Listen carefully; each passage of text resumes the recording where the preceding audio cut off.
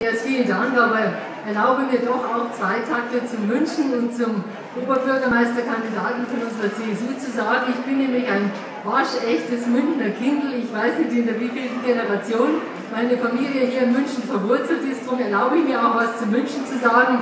Liebe Freunde, ich finde, München muss jetzt auch mal ordentlich regiert werden und deshalb muss am 16. März der Seppi Schmidt, unser neuer Oberbürgermeister hier in München sein. Und ich bitte Sie ganz herzlich, unterstützen Sie ihn wirklich, wo Sie können.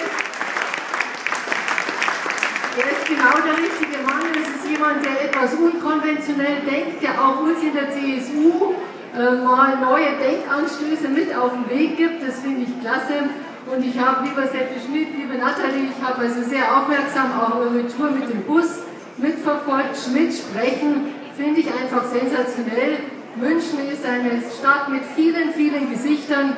Und es gibt eben nicht nur ein Gesicht, sondern du hast dir die Mühe gemacht und hast hineingehört in alle Stadtviertel. Das finde ich klasse, dass du so präsent über die vielen Monate schon bist und die Sorgen und Nöte, die die Münchner haben, in ihren Stadtvierteln aufnimmst. Also alles Liebe und Gute für die Kommunalwahl und ich hoffe ganz fest, dass du das hier in München holst. Meine Unterstützung und ich habe noch viele, nicht nur die Familie, sondern viele Freunde, meine Damen und Herren, die in München leben, die unterstützen dich alle mit großer Begeisterung. Und weiter so, ich freue mich, wenn ich auch mit anschieben kann. Danke, Angelika.